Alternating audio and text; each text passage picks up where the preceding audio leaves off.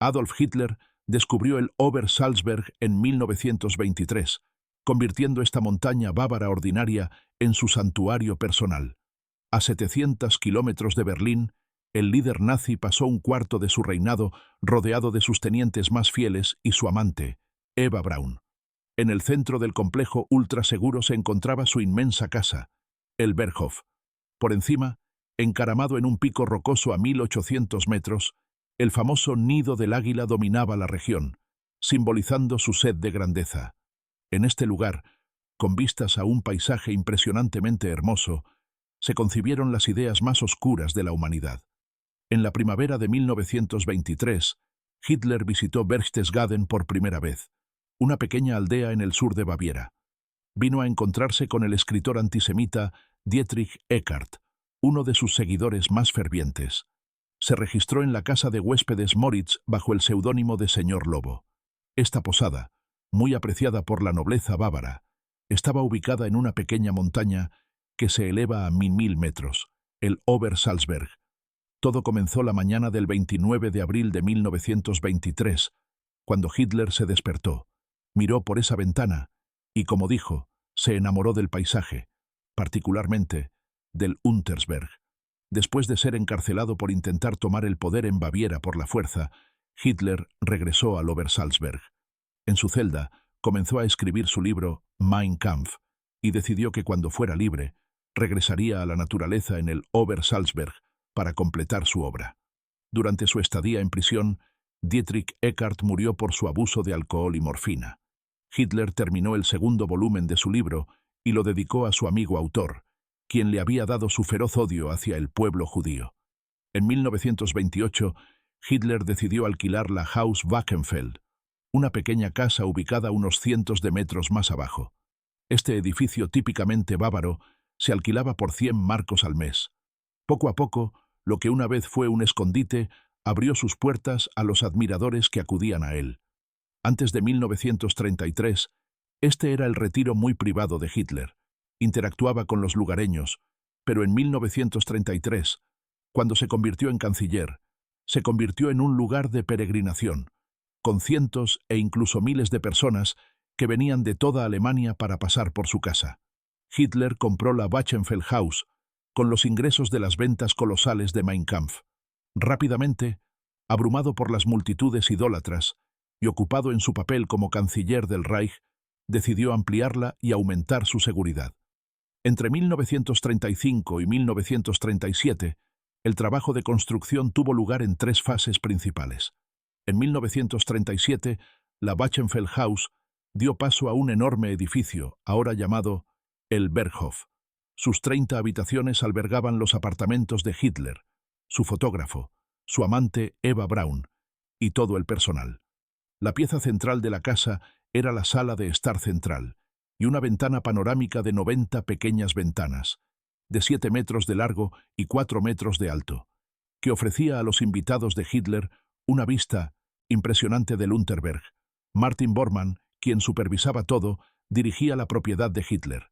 Totalmente devoto al Führer, era el temido maestro del Obersalzberg.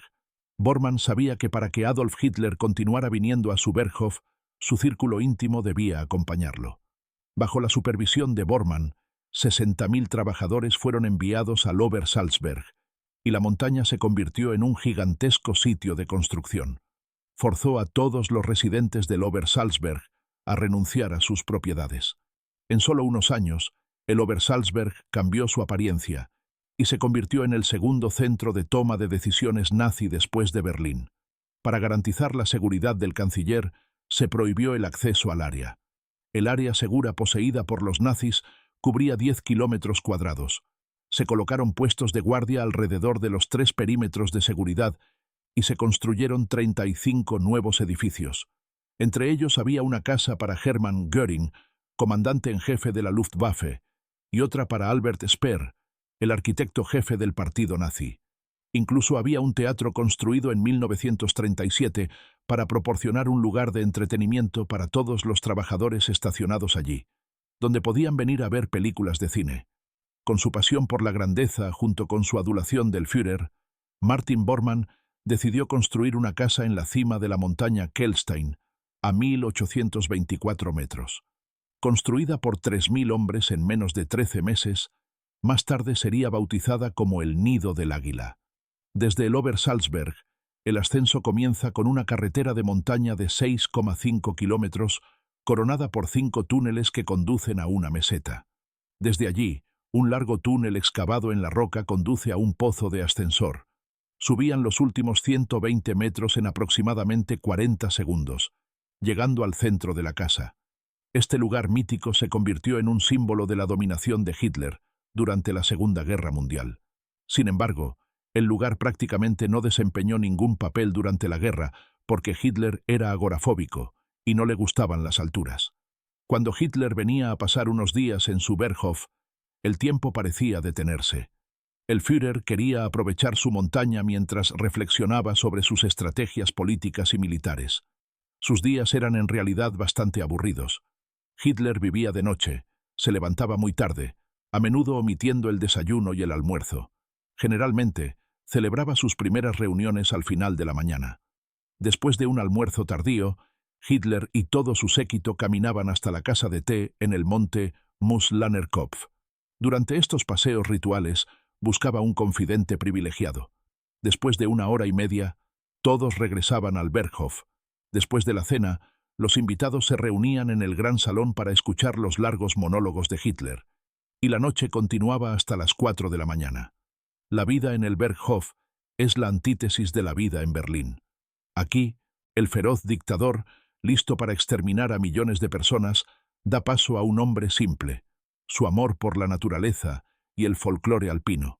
El Obersalzberg se convirtió en la segunda capital del Reich. Con el tiempo, la montaña se había convertido en un verdadero segundo asiento de poder que funcionaba completamente fuera de la burocracia normal. Cuando Heinrich Himmler estaba allí en este entorno tranquilo y verde, no hablaban del clima, sino de la deportación de los judíos húngaros o de cuántas personas iban a ser asesinadas en las cámaras de gas. Desde la escritura de Mein Kampf hasta las decisiones finales de la guerra, fue en este entorno impresionante donde Hitler incubó las estrategias clave del Tercer Reich. Fue en el Berghof donde ordenó el boicot de todos los negocios judíos en 1933, donde preparó el Acuerdo de Múnich en 1938 y ordenó el programa de eutanasia de discapacitados en 1941. Finalmente, es donde Hitler ordenó la deportación de 500.000 de judíos húngaros en 1944. En 1943, cuando cayeron bombas sobre Múnich, el Obersalzberg tembló. Hitler y su fiel secretario, Martin Bormann, sabían que su montaña era vulnerable.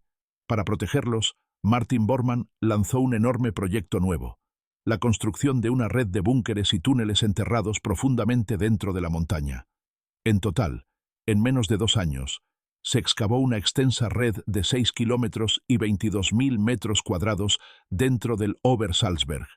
En la primavera de 1945, la Real Fuerza Aérea decidió atacar el retiro alpino de Adolf Hitler como un gesto simbólico.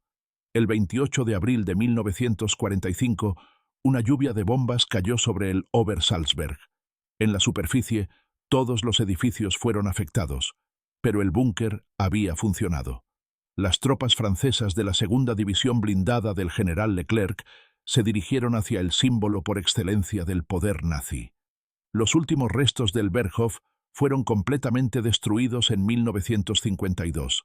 Hoy, el Obersalzberg se ha vuelto pacífico nuevamente, pero lo poco que queda de la época de guerra ofrece evidencia preciosa del periodo.